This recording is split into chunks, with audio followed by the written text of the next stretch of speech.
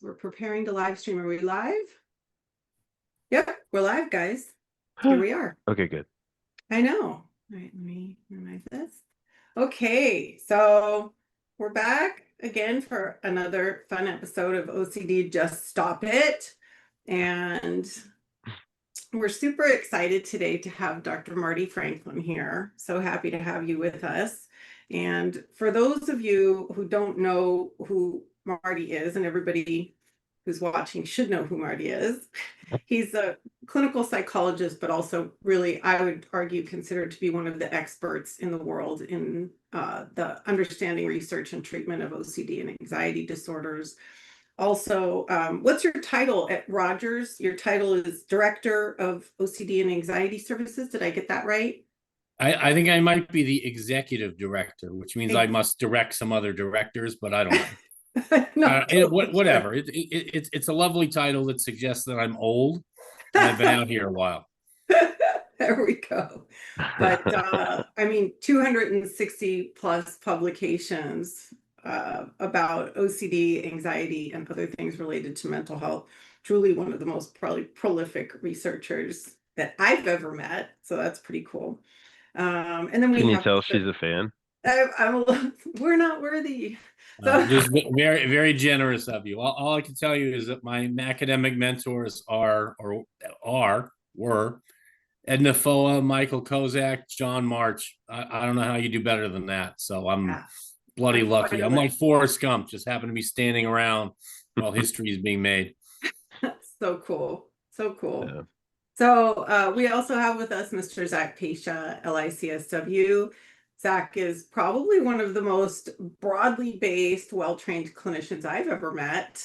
He has his own practice. Where are you, Zach? Are you in Minnesota or Iowa? I live in Minnesota, but my practice is in Iowa, and all my employees live there and work there. I always get that confused.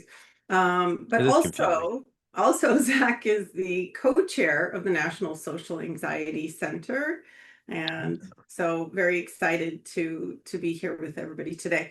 And I am Dr. Katy Manetta. I'm a OCD therapist, and I don't know what else to say about myself. Oh, I'm the blog editor for 2 different blogs for the National Social Anxiety Center for the Academy of Cognitive and Behavioral Therapies. So will you stop underplaying it? You can call yourself an expert, okay? Well, okay? It's really annoying when you don't do that. All right, sorry. Thanks though for that, Zach. You're welcome. All right, so, and just to be clear, what we're doing today, this is really just for informational purposes only, this video. This is not intended to be mental health treatment. And so if you are experiencing mental health symptoms, you got to seek out some help.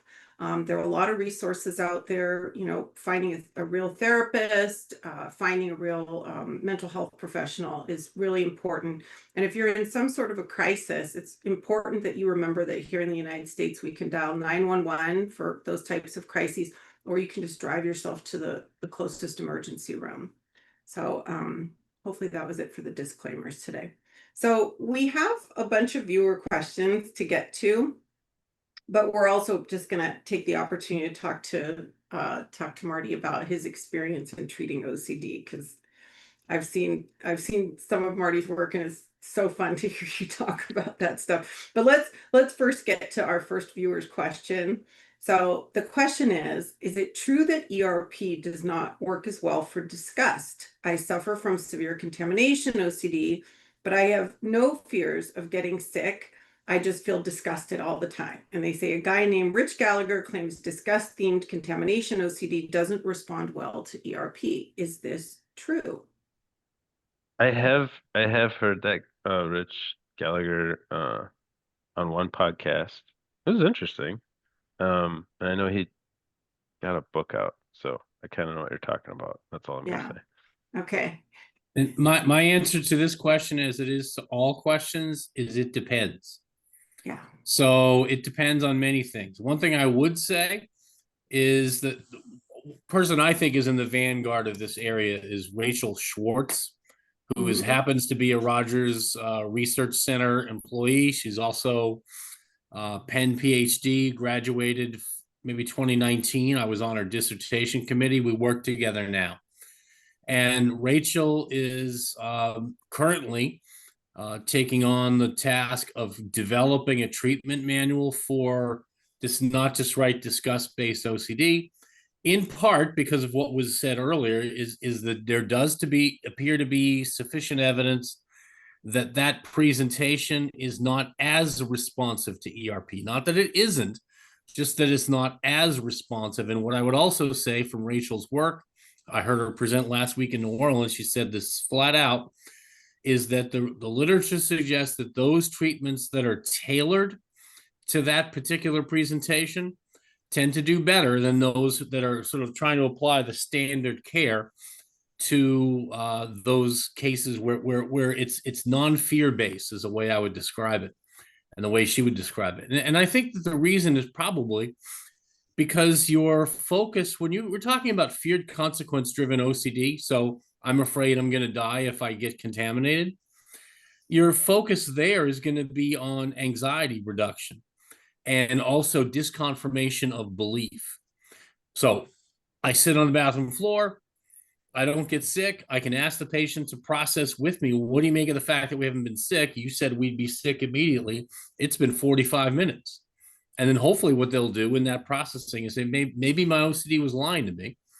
Oh, well, that's fabulous. Why don't we find that out by doing some more exposure? So we set it up that way. Seems to work quite well there.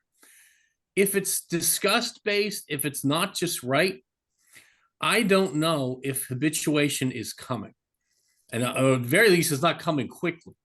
And the way I'm an old fan of Samuel Beckett, the playwright, and Irish playwright, absurdist theater. And he wrote a book called, or a play called Waiting for Godot. Yeah. So if I'm sitting here telling you that he's coming any day now and he doesn't come, I'm setting you up for something that is going to be disappointing and you're going to want to leave. So maybe I should tell you the truth, which is I don't know if he's coming. He may come, but in the meantime, don't you have important work and business to attend to? So if I treat it a little bit differently in terms of my setup, so my initial psychoed is going to vary. And then another thing that Rachel said is you may well also benefit from having somebody do a little bit more like what you see in the tick world, which is competing response training. So giving them something else to allocate their attention to while they wait for a reduction. And I would also say John Abramowitz said this very well in a panel I was also at in New Orleans, that I don't want to ask people to sit with their stuff. I want them to move with their stuff. I want them to act with their stuff. Don't just sit there checking your pulse to see if am I feeling better yet? And with not just right, it's even more important. It's the idea is I want you to learn how to tolerate anxiety such that you can go about your important business and not let anxiety have the wheel. If you're sitting here waiting for anxiety reduction, oh, I didn't get my 50% symptom reduction or discomfort reduction, therefore I can't function, then I'm giving the wrong message. Like, okay, you're uncomfortable. Good, let's keep moving. And lo and behold, what you see, this is Bunmiel Latunji's work, University of Arkansas, originally. Now he's at Vanderbilt. But his work speaks to the habituation of disgust over time.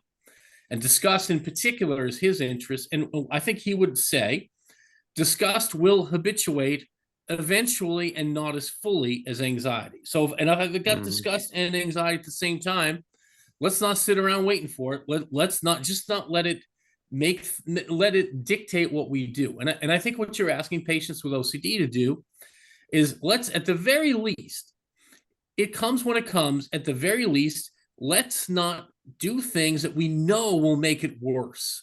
And the things that we know will make it worse are rituals and avoidance. And there's an old saying, I don't know where this phrase comes, might be Steve Hayes, is if you find yourself standing in the middle of a deep hole, the first thing you should do is put down the damn shovel. So let's make sure we're not making this worse by ritualizing. That's where I first heard it was ACT, so you might be right. It sounds like it, doesn't it? Yeah, it does. Passengers on the bus, and they got great metaphors. And I think those metaphors are highly applicable to the not just right crowd. It's true. So can it work? Yeah. Should you tailor it? Yeah. Should you change the way you're setting it up? Yeah. Yeah. I don't expect you to come down quick. I don't want you focused on that. I don't want that to be the determinant of whether you're going to function. And you know, Marty, what's interesting, this has been sort of a discussion point that Zach and I and Jon have been talking about, is the inhibitory learning research, right? Yep. And Zach's going to love it that I'm talking about this because I have a particular interest in this research. And you know, discussions. You understand it better than I do, so that's also why. So discussion with Mike Trainer, what Mike Trainer would say, Yep. right? He would say that the reason why disgust doesn't respond very well is because it's not a Pavlovian type Right. Yep. relationship. And so we don't have anything objective and behavioral that we can sort of predict and then look at the outcome and then kind of take a look at that spread, right? And so, but what we have then is perhaps a response, like the disgust phenomenon just doesn't lend itself nicely to the inhibitory learning sort of model. And so we really do have to focus on other principles, which is, you know, right, which is just tolerating the disgust. But like you said, I think this is a really good point for people who are watching, who might be wondering the same thing about their disgust, is that we can't just sit around and wait for it to go away. We're not just sitting there. And like, you know, it's interesting that you talked about pulse checking. You know, I think nowadays we also have, you know, the clients who have the, you know, smart watches. I'm like, take off the watch. Yeah, make that go away. But they're like, watching that thing. You know, what's worse than if you're waiting for disgust to come? Let's do some hyper monitoring of all of our physical symptoms, right? Exactly. Yeah, those are means to make it worse. Lars Ost, who's a Swedish psychologist who also deals, because he did a lot of small animal phobia work in addition to OCD, he deals with a lot of disgust. And when I've worked with Lars, one of the first things he'll tell patients when they're having that reaction, so they're doing an exposure, they're sitting, you know, looking at a dead animal or a live animal or a snake or blood or whatever the case may be. He wants them to stop doing this. The disgust face. Oh, that's revolting. He'll actually tell them, look, that head turn is a form of avoidance. Exactly. And I'm not sure that's going to help us. So what I want to see if we can do, I'm proud of you that you've tried it, but I want to see if we can do the exposure practices with that out. Yeah. And that's kind of what I'm hoping to get them to the point where they could do it in a way that's more effective. And you may get some habituation, you may not, but more important, the whole message to everybody who's got this, you know, non-fear-based presentation, the overarching message is I'm trying to help you function better in the presence of the stimulus. I'm not trying to make you like it. I'm not saying someday you're going to really enjoy the smell of vomit. You may never. I'm not sure I would either. But it doesn't matter as long as you don't let that be the determinant of what you do. If your kid threw up in the middle of the night and you have a 4-year-old, I don't think it's okay to give them a mop and say, call me in 3 hours when you take care of this. That's right. Okay, noted, because I have a 4-year-old, so thanks for the advice. Yes. Yeah, I don't know a lot of 4-year-olds who are going to step quickly to that. No. But what I would say is I mean, sadly enough, you're probably going to get used to it if they vomit a lot. And my guess is that you'll never come to love it, but you'll function better in the presence of the stimulus, and that's what we're shooting for. That's right. Absolutely. Mm-hmm. You know, and I don't know if you guys use this analogy. I use the POW analogy too, which I feel now we're going dark. Well, it's very extreme, but however, you've never watched our show.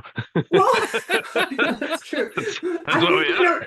When you hear some of these extreme cases of like POWs being in prison camps where they're like randomly pulled from, you know, their cells and beaten, etc., like how horrible, right? But what's fascinating is that even under these extreme circumstances, you see they develop a way to play chess, right? Somehow. By little sounds and taps between cells. It's like eventually we adjust, even in the most extreme circumstances. We can. There's a horrifying line from a Bruce Springsteen song. It's called Straight Time. I think it was off The Ghost of Tom Joad. And it's about prison. And so getting out of prison. And the guy's out of prison and he's adjusting not so well, almost Shawshank-like, to being outside. And the line is 8 years in, you think you're going to die, but you get used to anything. Pretty soon it just becomes your life, which I think is a grim way to think about this. But I think the idea here, though, because there's going to be some habituation, it's not going to stay that way forever. It's going to get easier the more you do it. And I'm not saying easy. There's a Jason Isbell, who's another one of my songwriting heroes. He has a song about substance use called It Gets Easier. And the refrain on it is, it gets easier, but it never gets easy. Which I think it's both pieces. It's like, huh. So yeah, you could, and he's 13 years sober, and he'll tell you it's a struggle. And I'm living in a world surrounded by alcohol. So I'm playing in places where I can smell it on the stage, but it's easier for me to monitor myself and maintain myself now than it was. But I'm not going to say this is easy, and it's okay. There's certain things that we, call them what you will, neurobiological vulnerabilities, temperamental characteristics that we carry with us. And we have to make sure that we're not letting those things that lead us to not function as well, that we don't give them the wheel. Back to Hayes, the passengers on the bus. Like, you drive the damn bus, you know the route. Right. I don't have a passenger come in and if I'm Philly based, I'm driving the Henry Avenue route, and they're like, "Oh, I'd like to go down to Ridge Avenue." Well, you may well, but this thing only drives up and down Henry. That's all we're gonna do. And they can complain at you. They can say, "Oh, this is an outrage. I'm going to call your boss." And my task is to say, "All right, that's going on in the background. I'm going to continue to ride on this bus in this route." Right. I remember years ago, I was watching a training from Christine Podesky, and she had said, that our clients are coming into the room and they're like looking at the clock on the wall and going, "It's been 10 minutes and I'm still anxious," right? In the first session, this isn't working, right? Yeah. And so I think there is this tendency that people have, that when they're particularly this type of discomfort, that they're like, they want it to end. And so hearing these messages from us is not great, but it's important that we be realistic, right? 100%. That, we can't control, thoughts are actually somewhat challenging to control, not impossible, but there's certainly challenges. Feelings are quite difficult to control, but what we can control easier is our behavior, right? Our behavioral response to things. And so that's why that's our focus, right? I have a metaphor that I used this week at the ABCT conference that seemed to stick with people. And it's actually a story about my daughter, who's a 30-year-old high school history teacher now in Philadelphia, but she used to be a standout softball pitcher. So she's 12, and we were evil. We used her as our closer because the sun was going down. There were no lights in this field, so when it started to get dark, that's when you go and get the fireballer. And so the kid, we had a kid throw 2 innings before who was throwing lollipops. And then when we need to close out a game, we're ahead. We're like, "Okay, go get Gwen, move her from shortstop." She comes in, and she threw fire, and she threw with hatred. It's just hard to explain. Roger Clemens' facial expression. That was my kid. So she come in, and filled with hatred for her opponents. And we had one in particular. It was a championship game. It was a road game, and we were on their field. And let's just say this was a South Philadelphia game, and they did not enjoy our good company. So this was back and forth. But we took game one easily at our field. Now we're trying to put them down. So we're there. I'm coaching this game, and in the last inning, when Gwen comes in and they're down by a run, so that they know the end might be coming, and their parents are watching her warm up. And this is not what they've been seeing. This is not what their daughters have been seeing. This is not what a lot of people have been seeing. Just fire. And so they start complaining about her windup being illegal. So they complain to the umpire. I don't know where this came from. Someone took out a steel pipe and begins banging it against the backstop to get the attention of the umpire. So this place is there's some folks who are not well here. This is There's 12 full softball. full contact softball. Horrifying. And so It the umpire sounds exactly like I imagine Philadelphia would be. Oh yeah, yes it is. I've never been there. Some of these things are true. So the umpire took off his mask. He says, "Look, if you don't stop banging that pipe and screaming at me, I'm gonna clear this field and this game will be over. So shut up and let's finish the game." So he puts the mask back on. My daughter's on the mound with her hands on her hips. Like, are we ready yet? So finally, first hitter gets in, and she throws. And if you like softball, you'll know what this is. She threw 10 pitches and struck out the side. So 1, 2, 3 to 1, 1, 2, 3 to 1, 1, 2, a ball, and then strike 3 the last one. So 10 pitches, almost like almost just a the perfect inning. Exactly. Yeah. Wow. And so we freak out. We're on their field celebrating, which they were not really enjoying. The pipe came out again. And so I find my kid in the midst of all this stuff, I give her a huge hug. I'm like, oh my God, how did you block out those parents? Her response was this. What parents? Like, wait a minute. You didn't hear a riot going on in the background? But then she corrected herself, said, yeah, I could hear it. But I have a job to do. And that job is to hit the goddamn glove. And that's what she was doing. And awesome. To me, like that's the metaphor I'm talking about. Like, yeah, there's stuff going on in the background. Yeah, there's people banging with pipes and screaming at you and swearing at you every which way. To Sunday, it is, it's Philadelphia, so we live up to our reputation sometimes. But what I would say is you have a job to do. Why don't you do that job? And that job is to focus and hit the glove. That's it. That's right. Yeah. Oh, I love this story. Can I steal this story? Can I tell this? You may absolutely steal it. She was actually she was in John Passantini and I presented on Sunday in New Orleans. She was in the audience. And the first time ever, and she's 30, she basically told me when she was 6 that she understood the fundamentals of all of my work.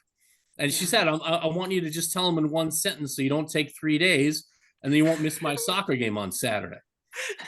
And her direct quote was, she looks at me and the dismissive squint, which is a genetic problem. Yes. She says to me, she goes, are you telling me it's going to take you 3 days to teach people what you know? And I'm good at ignoring tone, which is most parents should be. It's good practice. And I said, well, what sentence would, like, she said, I can tell them in one sentence so you won't even miss my game. Like, what sentence would that be? Her response, she jumps onto the coffee table, sticks the landing, of course, good athlete, puts her hands on her hips as if to mock my speaking style.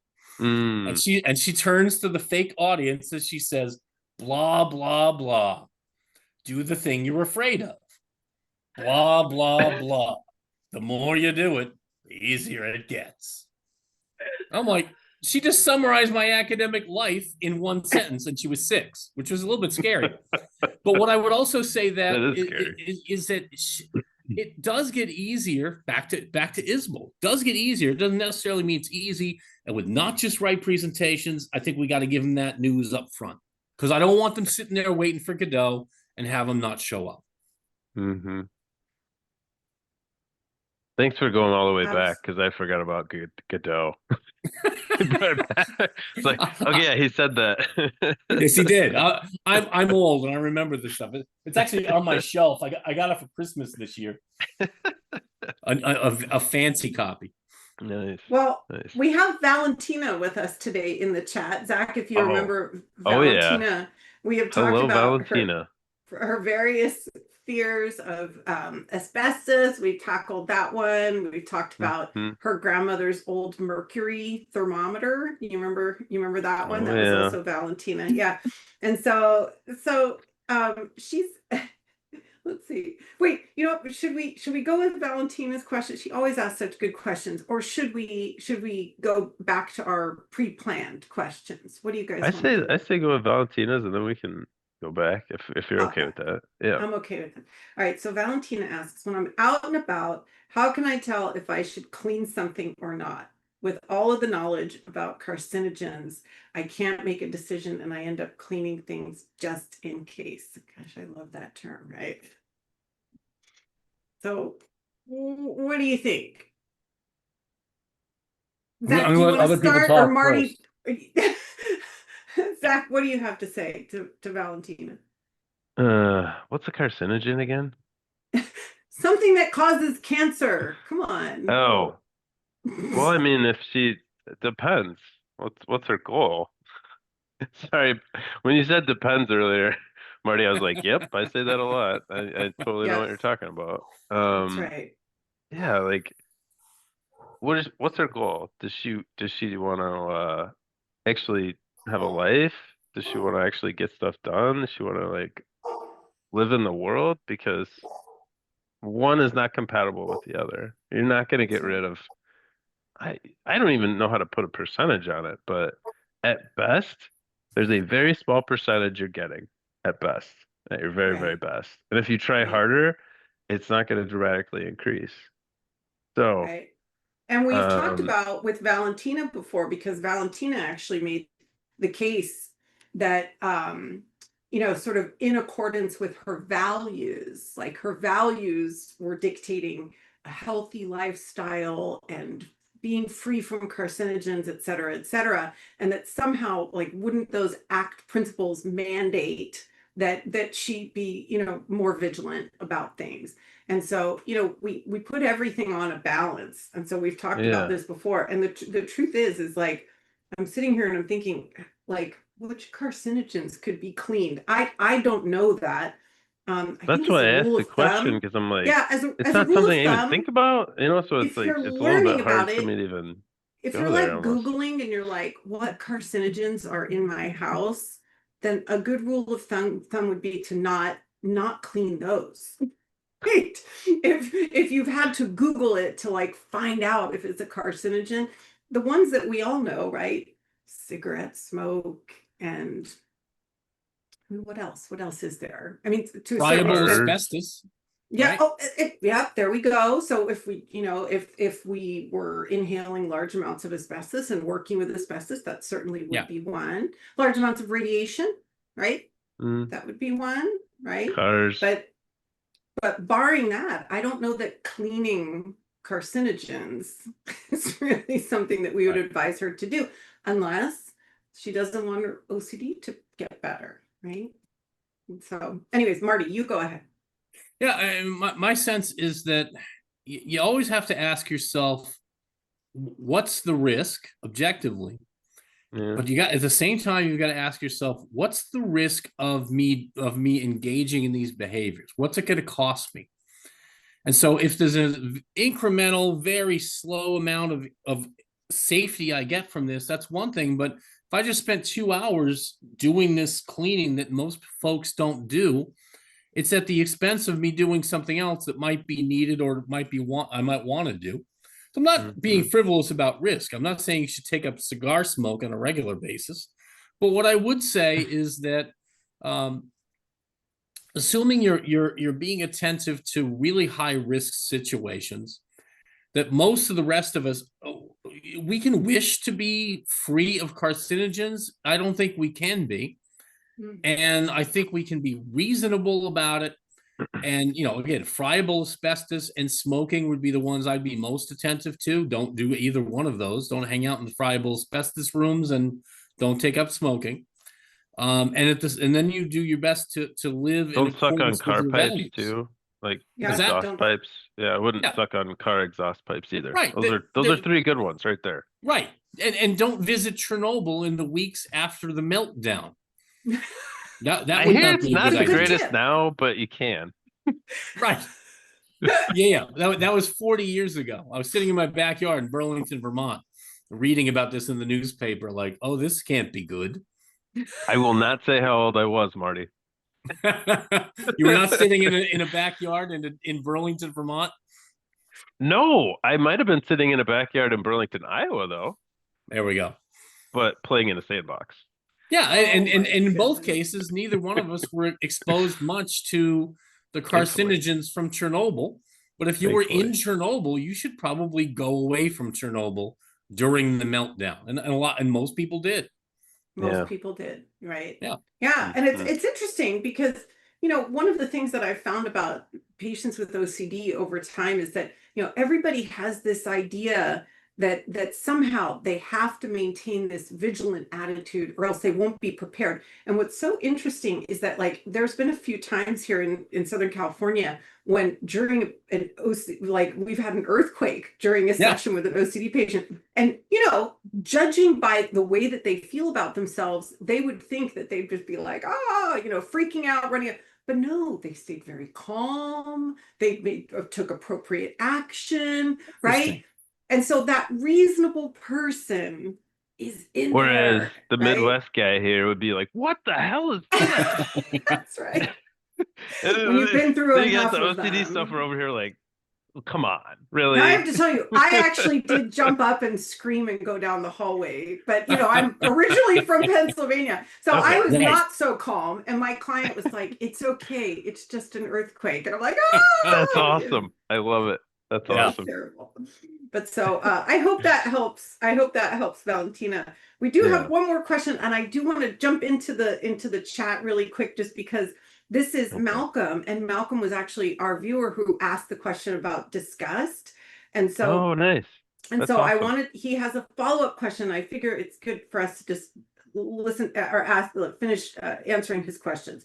So he says, when you say that with disgust, you need to try to function better, what does that mean in practical terms? What are some examples for doing that with severe disgust-based OCD?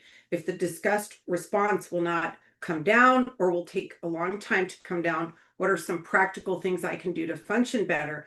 And, Marty, I want you to repeat and double down and talk a little more about you're sitting on the floor, right? And you're like, I'm just going to try to march throughout my day. I'm going to try to do what I can despite this horrible sensation. Right. And if disgust is what's driving it, you do want to get on the floor. You do want to touch the gross stuff. And I don't want to necessarily say sit there for 2 hours until it comes down by 50%, because you have other things to do. So what you do is you get up after a while. You've given it some effort to come down. It's still pretty high. You're not ritualizing. You're not avoiding. Now you just re-enter the world, and you permit it to be present. So and by re-entering the world, I'm saying go about the important business that you want to and need to do. If the OCD is still barking at you, if the feelings are still there, that's fine. If they happen to dissipate, that's fine too. But your task is to stay on track with whatever it is you wanted and needed to do. I want to get away from monitoring and hyper monitoring, whether it's down, whether it's not down, whether I feel better or whether I don't, because you got stuff you got to accomplish. So I would say go about that business. You get up off that floor. You've done a contrived exposure. You did a good job. You didn't ritualize. Good for you. Now you have things to accomplish. And I don't want that to be secondary to whether I feel better or not.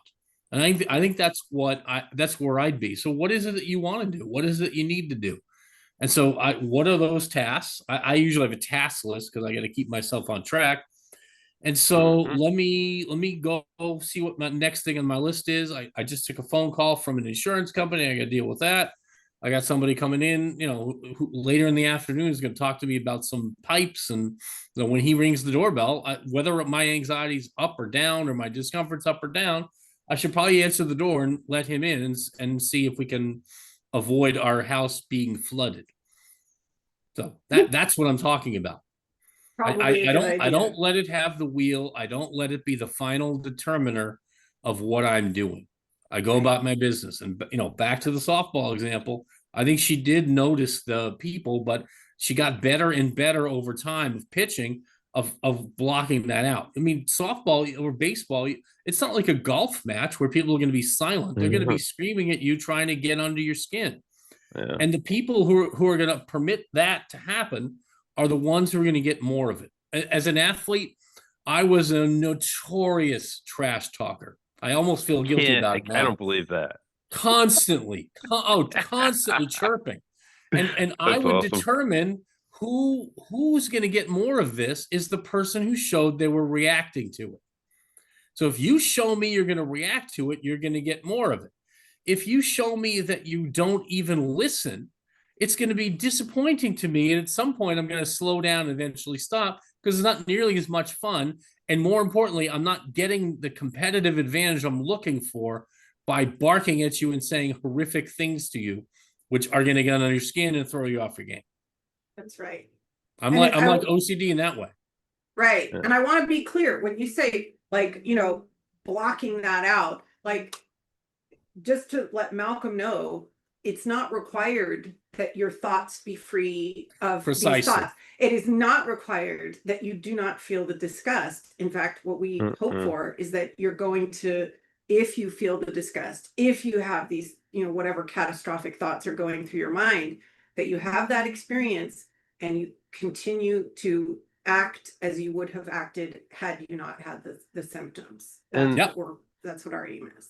I'd say one more thing to Malcolm, because I like to make things practical for people so that they actually will, you know, consider doing them and carry them out. You know, think of this as more of a skill, because it really is. Yeah. It just sounds like you had a amazing younger daughter that could really lock in there, Dial Marty. in. Right, right. And so it takes practice. That goes back to, you know, what Marty was saying, you know, it gets easier, but not easy. And, you know, every time you're practicing, that's a success. You know, even if it's for 30 seconds or if it's for 5 minutes, for, you know, 20, whatever it may be, and wherever you're at in your journey, that's really the message I try to get for people as a starting point is practicing, practicing, practicing. The good news is it's very portable. You can do it no matter where you are, no matter what you're That's right. doing. And every time you're practicing, it's helping. Yeah, absolutely. Absolutely. And you know, it's funny, I had a client not too long ago who said, she said to me that when she was doing exposure, she would feel such disgust that like the bile would be coming up in her throat, right? No, And That right. sucks. And it's That like, sucks. yeah, that sucks. But you know, that too, we can, you know, and maybe with that bile coming up in your throat, you might not be able to do like brain surgery. However, Singing. most of us can walk through our day even with that horrible sensation. You know, Lord knows those of us who have had babies, you know, I mean, for me, for the first 3 months, I walked around and I just felt like that all the time, right? And so, you know, we can move through it. We can move through it. Yeah. All right, let's go back to our planned questions for today. All right. Sure. I'm going to go to this last one that talks about social anxiety and OCD. And for Zach and I, this is the topic near and dear to our heart. We actually did a conference together on this topic. And so That's the right. That question was at is, the beginning of the year. That I feels know. like forever ago. I know, ages ago. Yeah. Well, you've had a baby since then, right? Or was it right before Yeah, that she's you had a like baby? 8 months And old you now. moved. I mean, you have so much stuff going on. All right. Hmm. Do you see a connection between social anxiety and OCD? The OCD theme of social anxiety sufferers being how they appear, like thinking about how they appear in the eyes of others. It's distressing and impairing, like OCD, focusing internally on what I say next, critiquing what they said last, and trying desperately to imagine what the person is thinking of you. So this, you can hear it, right? That hyper vigilance. It's like, you know, and Zach and I have talked about this, right? When social anxiety isn't just social anxiety, but it has this obsessive nature with compulsions woven in, right? So is the treatment similar, learning to refocus one's attention on the conversation? And so they're sort of asking, I think, about treatment principles. Yeah. I think the treatments may well be similar. It may well be, though, if this is more of an obsessive process, I might be spending a little more time in imaginal exposure, but in vivo exposure can be the same. So you put people in situations in which they are challenged socially. With every one of my social anxiety patients, I want to know how much of this is a cognitive process versus a skill process. And if they don't have good social skills, we're gonna do social skills training to remediate that some. But in the end, it's going to be putting yourself in social situations. David Clark, who's a Oxford trained debater, very famous guy in our field, maybe the best public speaker I've seen in my entire life. Fantastic public speaker. But his treatment really for social anxiety comes down to flipping that reallocation of attention from internal to external and giving people a lot of skill and a lot of tips about how to do that. One of the ways to do that, and this is we call it the Johnny Carson technique, dating myself a little bit. Wow. Johnny Carson was painfully shy, but Johnny Carson was a really good talk show host because he knew how to use questions to get the other person to talk. So he would say very little about himself, but he would get the other person to talk. And then, but I would say move past Carson at this point, is when they talk, they're going to give you some themes that may well be things you could either add to or ask them to elaborate on. A lot of people in social situations wish to talk about themselves. So if you can say, no, that sounds kind of interesting. Can you tell me a little bit more about that? Most people would be delighted to do that. And so you can participate in the conversation, focusing on the other person, focusing on their words, not so much focused on whether or not you are impressing them. Because my sense is that I'm not going to have access to that. There's an old thing I tell folks with social anxiety too, is let's imagine that we were living in a society where you could sue people for disliking you. But the bad news about that, so and you can win lots of money if they dislike you. The bad news is that you need strong evidence to be presented. Right. And if you don't have strong evidence to present, you are going to have to bear the court costs. You won't win your case, so all the fancy money will go somewhere else. And more importantly, now you owe the government a lot of money. So don't bring a case unless you have good evidence. So if I'm afraid that somebody doesn't like me, like, do I have any evidence? Like, if I look back at the conversation briefly, I wouldn't repeat that. Now we're getting to the OCD side of things. But I would say, okay, what did they say or do that compels me to think I can bring a case? And when I put that higher standard on it, not I felt like they didn't like me, but this person said, I despise you and I really wish you would stop speaking. Like, that's pretty good evidence. Pretty solid. Right.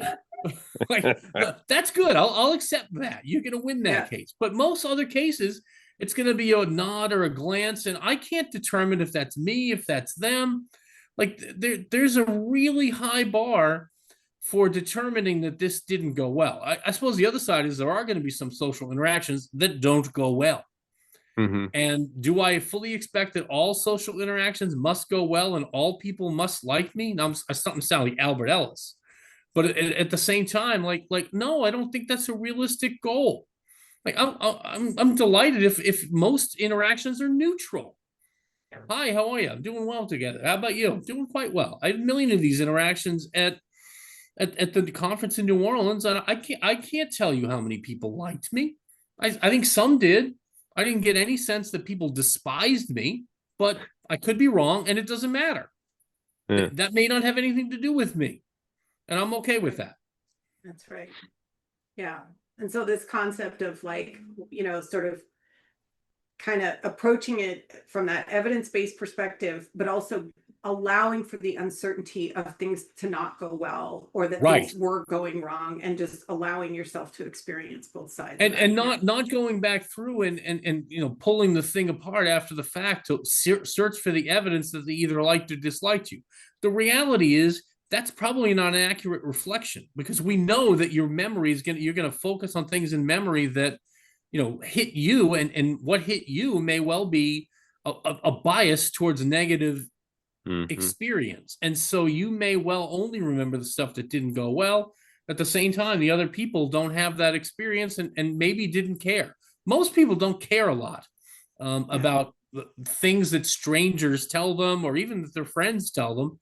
And if they really liked it, they'll let you know, usually. And if they really disliked it, if you have a good friend, maybe they'll let you know too. But in the end, I'm gonna be better served by allowing myself to live with the possibility that it was indeed a bad one, But if I'm asking myself that question, then maybe how bad could it be? Yeah. Right. It's the ones where the people say, I really wish you would leave right now. Okay. I'm Right. usually going to take you up on that. That you'd be like, okay, thanks very Yeah. much for your time, Yeah, right? exactly. Yeah. You know, it's interesting. Have you guys ever read any of that research about how well therapists are able to predict whether a session went well? Like Oh, that's we're, interesting. when we do those Probably poorly assessments, would be my guess.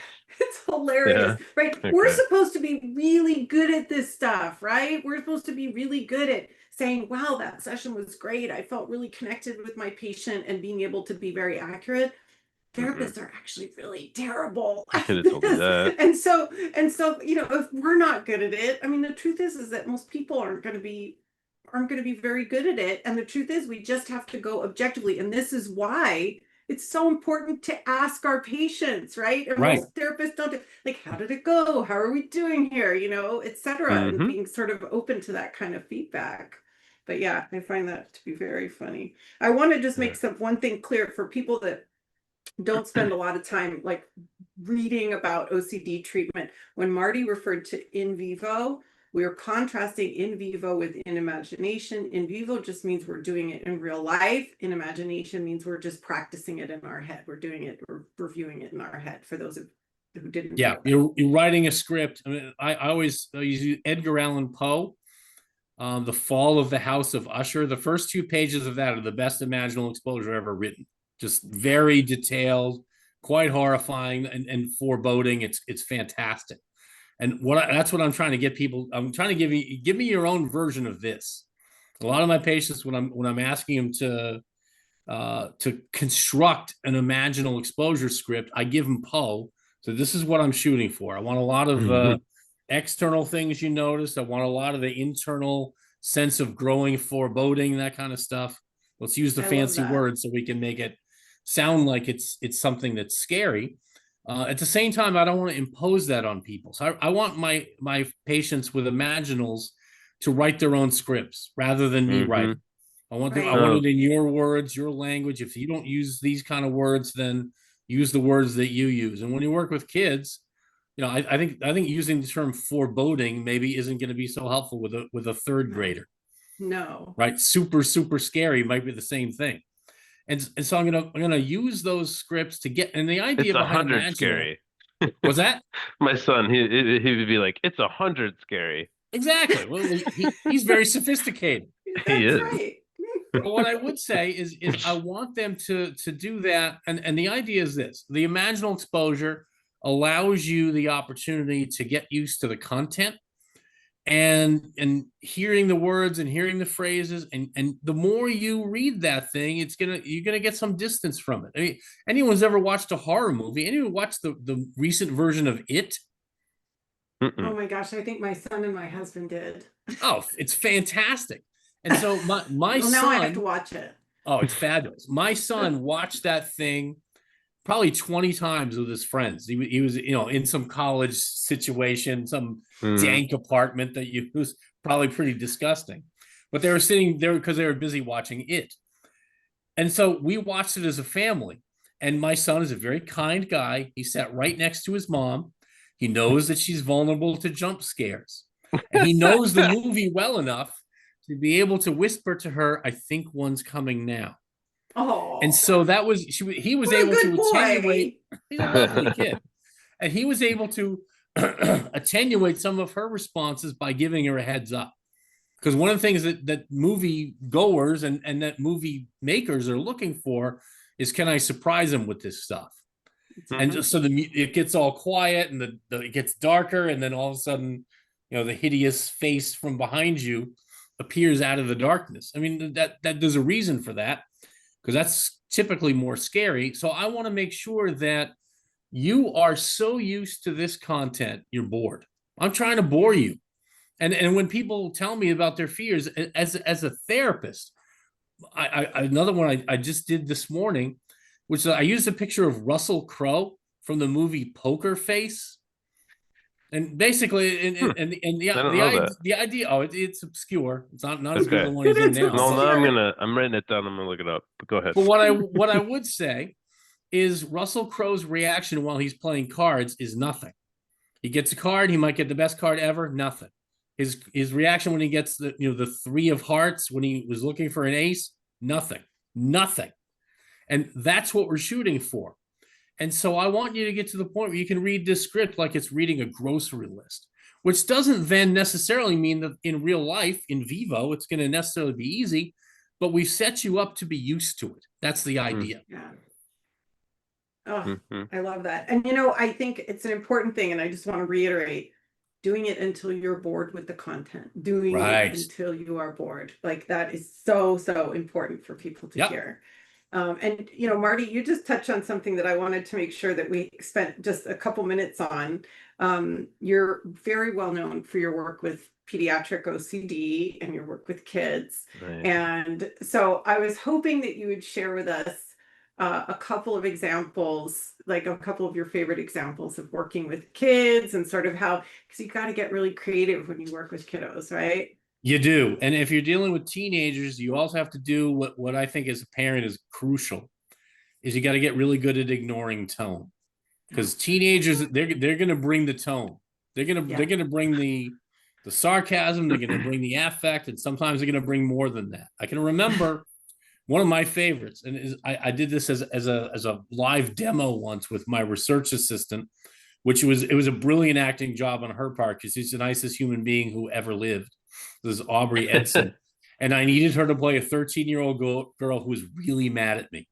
So we're doing an exposure, and this in true form. I'm in the bathroom. I'm sitting on the bathroom floor, and it's time for us to touch the toilet. And I invite her into the bathroom. It's a single occupancy stall situation.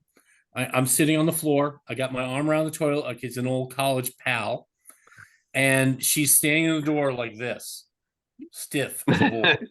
And then she turned on me because people would rather be angry than anxious. That's right. She said, "You're crazy. I'm not doing that." And then she said, as if she brought this to a tribunal, "Every single kid at my lunch table who heard what you were wanting me to do today said they would never do it, and you should get a new therapist." Now, I know where we're going. And the FBI hostage negotiator, Gary Nessner, who is very famous for his work at Waco and wrote a book, and there's an HBO series about this. His one word I take from him everywhere, which is when people are escalating, you should probably consider de-escalating. So this kid is escalating. I know she's going. And I know where we're going if I start saying, "Don't take that tone with me, young lady." No, don't do that. I'm a loud dude. But at that moment, I drop in. You can barely hear me. I'm like the Dalai Lama. I got my arm around the toilet. And my response after hearing about the tribunal that I failed, I say to the kid, I'm really sorry this is hard for you. And I know this is a tough one. But one thing I want you to remember, and this is a kid who made really clear what her goal was. But one thing I want you to remember, this is around March, is the toilet we're working with here is probably going to be a lot easier than the toilets you will encounter at horseback riding camp in West Virginia this summer. And she freaked. Like I got like long haul trucker swearing going on. Like, "I can't believe you brought that up. You're so mean. How did you even get into therapy? What's wrong with you?" And I'm Nessner. Now I'm settling in even more. And I say, "Look, my hands up. Look, I'm not going to make you do anything. I'm really not. But what I am going to say is I think I know how to make that easier for you this summer. And it's by doing the stuff we're doing now." And then she did mad exposure. "Fine, I'll do it." So she sits down, touches like with one foot, one tiny little hand. "Is that enough?" And my response was, ignore tone, was, "You're doing great. I love it. Doing great. Good for you. Do you think you can get a second finger on there?" And she's like, yeah, here's your second finger. And Love I it. said, well, how about we try that one? Right on the toilet. So she tucks it on, then she puts the whole hand on, then she does the whole thing. Then she does the face like I did, right? Mm-hmm. Then we get the drink. I got my Diet Dr. Pepper with me. Mm. So she does all of it, and she's mad. And all of a sudden, she realizes that the madness is going down. Now she's anxious. And we just sat. And I fooled around a little bit. So I'm like, okay, so she's sitting on, she's doing everything I want her to do. I'm not terribly worried about distraction because I'm not huge into within session habituation. Okay, tell me some more about this camp. Like, where is it? And she lit up like a Christmas tree. Starts telling me about the camp and her friends are going, and the kids I ride with, we're all going together. We're gonna bunk together. Just fantastic. And I'm watching her. And I said, have you noticed what's happened in the last 5 minutes? What? What do you mean? It seems like you're becoming a little less anxious because you're getting focused on something that matters to you and is important to you and you love to talk about. So I want you to remember that as a means to kind of get through some of the stuff. It's great if we can do it without that, but if you need it, you can turn to it. So we fuss around with it. I think that's heresy if I were being a behavior therapist in 1975, but it's not 1975. So I continue on. We do the work. Kid gets used to it. Our session's running long, which is okay.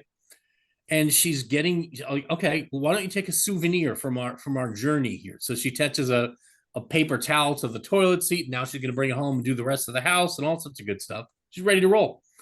So we're about to get up and I see her. Then she has a full-on panic. Like, okay, so it looks like your anxiety went up again. Can you tell me what's going on? And she goes, yeah, I just treated you in a very disrespectful way. And I'm afraid that you might have to tell my mom about my outburst. And my response was, kid, I grew up in New York City. That's how we say good morning to one another. So my response is, kid, what outburst? That's not even close to an outburst. So we're good. So then and her anxiety went down immediately.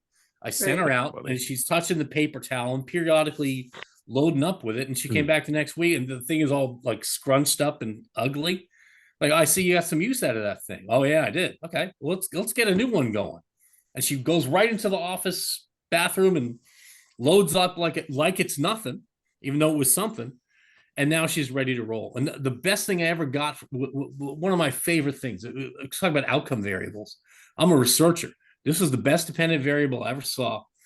That summer, I get a postcard. Back in the old days, a handwritten postcard. On the front of the postcard are these beautiful horses, and it's sunset, and the horses are running across the field.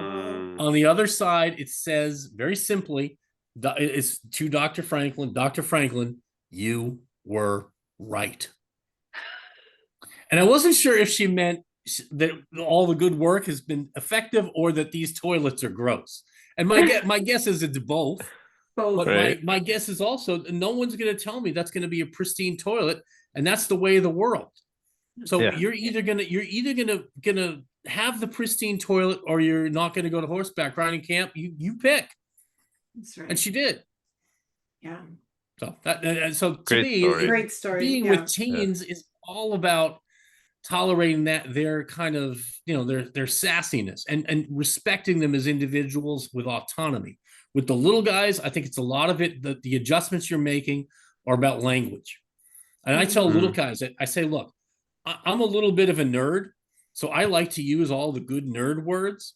But if I ever use a nerd word that you don't understand, please just give me the signal. So what signal should we use? And one kid's like, I'll write a little N on a piece of paper, and every time I hold it up, that means you used a nerd word. So because what I'm trying to do is make sure they're understanding the concepts that I'm trying to explain to them. And if developmentally they're not up for, me talking about within session habituation, as you know from Maurer, like, just shut up. Like, make this easier. Maurer, who the hell's Maurer? So and you could say folks who studied this have noticed this thing. I can explain these negative reinforcement effects without sounding like I'm teaching for Skinner. Like, no, don't do that. I'm a Skinner's graduate student. I don't need to do it that way. And this kid is 7. Right. And you've just articulated, by the way, some of the problems that people have with the inhibitory learning research, right? Yeah. Yeah, and the reality is this is all blended. And I think the inhibitory learning people have an excellent point. The more traditional emotional processing people, they have excellent points. There's a lot of overlap. And my sense is we shouldn't be fighting about who's best, because there was a study done in the Netherlands way back, Van Oppen. It was a pure behavioral therapy versus a pure cognitive therapy. So in the behavior therapy, you couldn't talk anything about cognition. In the cognitive therapy, you couldn't do exposure. What you wound up with is a complete tie. Both treatments worked exactly the same, and yet not very well. So it was like a race between 2 3-legged horses. Like the better treatments are blended. And I think there's a blending of all these concepts. And I'm a Machiavellian pragmatist. I don't care too much whether it's the change in meaning that precedes the habituation. Does the habituation precede the change in meaning? I don't know. I don't care. Let's neither shoot do the for both, and we'll see what we get. Yeah, as long as it works. Neither do the sufferers. That's Exactly. right. Exactly. Yeah. Can you function better? Are you doing better? Yeah. Are you reducing your rituals and avoidance behavior? And down the road, downstream, are you feeling better? That's part of it, but it's not a huge part of it for me. Right. Yeah. Are you going horseback riding? Going to horseback riding camp in the summer. There we go. That's right. Yeah. That's right. Yeah. Yeah. Living your life in accordance with what you want to do and need to do. That's what we're all shooting for. Right. Absolutely. This ain't new. This is Buddhism. That's right. And they say, like, technically good CBT therapists, we're not married to anything except doing what the evidence sort of tells us would be helpful to our clients. That's what we're married exactly. to. And so if I try the usual stuff and it doesn't fly, I've got to reconceptualize, and then I've got to answer the question of now what? Because I don't have the option of just saying, well, it's not working the way it should, therefore get out of my office. Like, that's not a great response. No, pull the lever. Like, no, don't do that. Figure it out. So awesome. I mean, Marty, I'm sure Zach and I both could probably pepper you with questions for the next hour, but we are sort of up against the end of our time. And we'd love to have you back if you'd like to come back sometime. Yes. We'd love to have That'd you be back. awesome. It was really fun and super informative, and I'm sure that our viewers really got a lot out of this. But thank you so much for being with us here today. And thanks, Zach, as always, for being here and supporting the process. Way to set it all up as usual, Katie. Awesome. All right. See you guys next month. Take care. Bye-bye. Bye.